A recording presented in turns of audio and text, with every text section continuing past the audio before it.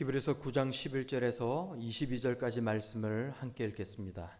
히브리서 9장 11절에서 22절까지 말씀입니다.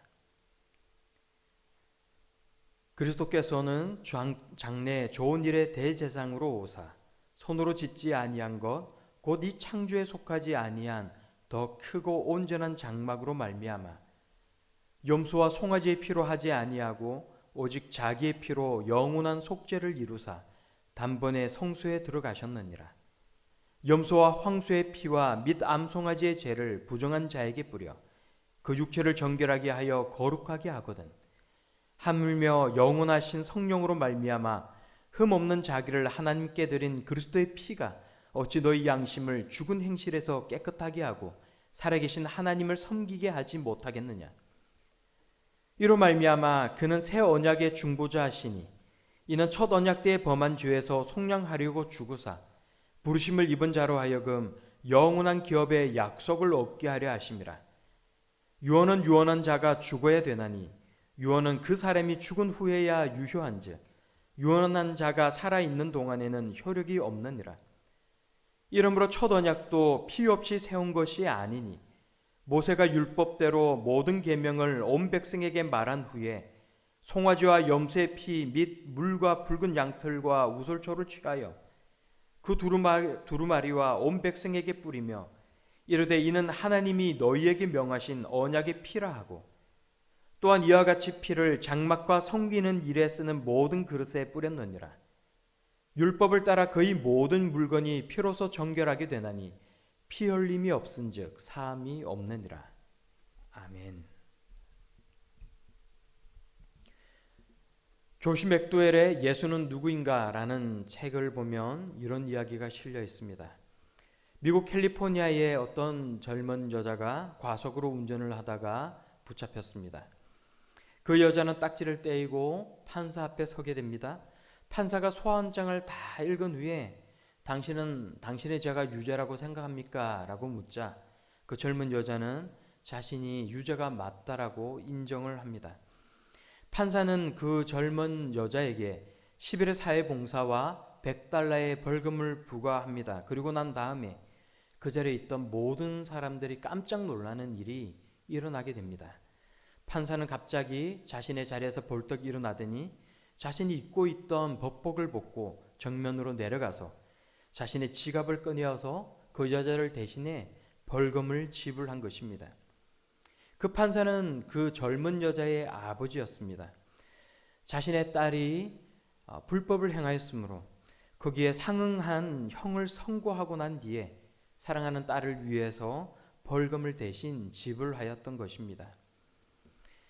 예수님께서 우리를 대신해 십자가의 고난을 받으신 것은 이사야 선지자의 예언을 통해 이미 정해진 일이고 그 모든 것들은 하나님의 자녀들에 대한 하나님의 사랑의 증표였던 것입니다. 이사야서는 말씀합니다. 그가 찔림은 우리의 허물 때문이요 그가 상함은 우리의 죄악 때문이라. 그가 징계를 받음으로 우리는 평화를 누리고 그가 채찍에 맞음으로 우리는 나음을 받았도다. 오늘 성경 본문 말씀은 모세를 통해 시내산에서 세우신 첫 언약과 예수 그리스도를 통해 세우신 새 언약에 관해 우리들에게 들려주고 있습니다. 모세를 통해 첫 언약을 맺었다라는 것은 율법을 우리에게 주신 것을 들려주고 있는데 이 율법에는 제사 제도가 포함되어 있습니다. 이스라엘 민족의 대제사장은 하나님과 사람들 사이에 좋은 중재자 역할을 하는 그런 사람인 것입니다. 성경은 계속해서 이야기하기를 모세를 통해 주신 첫 언약의 구약 제도가 장차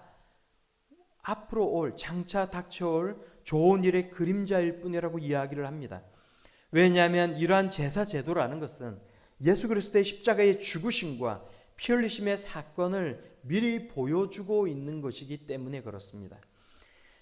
대제사장은 사람들의 죄를 용서함 받도록 하기 위해서 매년 대속죄일에 제사를 지내야만 합니다. 이 제사는 효력이 길지 않습니다. 속죄 제사를 드리지만 제사를 통해 속죄함을 받는 효과가 지속적이지 않았던 것입니다. 그래서 매년 제사를 다시 드려야 합니다. 대제사장도 자신의 죄에 대해 용서함을 받아야 합니다. 그런데 예수 그리스도께서 오심으로써 이제 모세를 통해 주신 구약의 제사 제도는 끝이 났습니다. 왜냐하면 하나님과 우리 사이에 진정한 중보자가 되시고 아무런 죄가 없으신 예수님께서 그 몸으로 구약의 제사 제도를 다 이루셨기 때문에 그렇습니다. 동물의 피를 통해서가 아닙니다. 하나님의 아들 예수 그리스도의 피를 통해서입니다. 일시적인 효과가 아닙니다. 영원한 속죄요 영원한 능력의 죄사함인 것입니다. 단 한 번의 십자가의 죽으심으로 모든 속죄의 제사가 끝이 난 것입니다. 그리고 그 피로 우리는 구원을 받았습니다. 예수의 피가 우리를 살리신 것입니다. 우리의 죄가 씻음을 받고 우리는 천국 백성, 하나님의 자녀가 되었습니다. 예수의 피가 우리를 구원한 것입니다. 모세를 통해 주신 첫 언약도 동물의 피를 통해 주신 것이고, 예수 그리스도를 통해 주신 새 언약도 예수의 피를 통해 주신 것인데, 성경은 피 흘림이 없으면 죄 사함이 없다라고 우리들에게 분명히 들려주고 있습니다. 예수의 피의 능력, 예수의 보혈의 은혜를 통해 대제사장 외에 아무도 들어갈 수 없었던 지성소의 휘장이 찢어지고 우리 모두는 하나님의 임재 앞으로 나아갈 수가 있는 것입니다. 사랑하는 성도 여러분, 이것은 죄에 오염되어 있고 거룩하신 하나님 앞에 설 수 없었던 우리 모두에게, 모든 인류에게 나타난 놀라운 하나님의 은혜이고 놀라운 기적인 것입니다. 그런데 우리는 여기서 끝이 나서는 안 되겠습니다. 죽으시고 부활하신 예수님은 제자들에게 손과 발의 못자국을, 옆구리에 난 그 창에 찔린 자국을 보여주셨습니다. 손과 발에 못이 박히고 옆구리에 창에 찔려 피를 흘리신 예수님의 몸에 우리를 위한 사랑의 흔적이 남아 있었던 것입니다. 이처럼 사랑에는 흔적이 남습니다. 예수님께서 사랑의 흔적을 가지신 것처럼 예수님을 사랑하는 사람도, 하나님을 사랑하는 사람도 그 산 가운데 사랑의 흔적을 가져야 하는 것입니다. 갈라디아서 6장 17절 말씀을 보면 바울은 내 몸에는 예수의 흔적을 가졌노라 이야기합니다. 몸에 문신을 새겼다라는 말이 아닙니다. 예수님처럼 손과 발에 못이 박히고 창으로 옆구리가 찔렸다는 말이 아닙니다. 바울은 너무나도 예수님을 사랑했으므로 그 사랑 때문에 생긴 흔적을 가지고 있다라고 말을 하고 있는 것입니다. 바울은 예수님 때문에 고난을 참 많이도 받았습니다. 5번 태장으로 40에 하나를 감한 매를 맞았습니다. 강의 위험을 만나고 배를 타고 가다가 파손되는 아찔한 위험을 만났습니다. 돌에 맞아 거의 죽었다가 살아나기도 하였습니다. 바울은 또 이런 핍박과 고난의 흔적만을 가진 것이 아닙니다.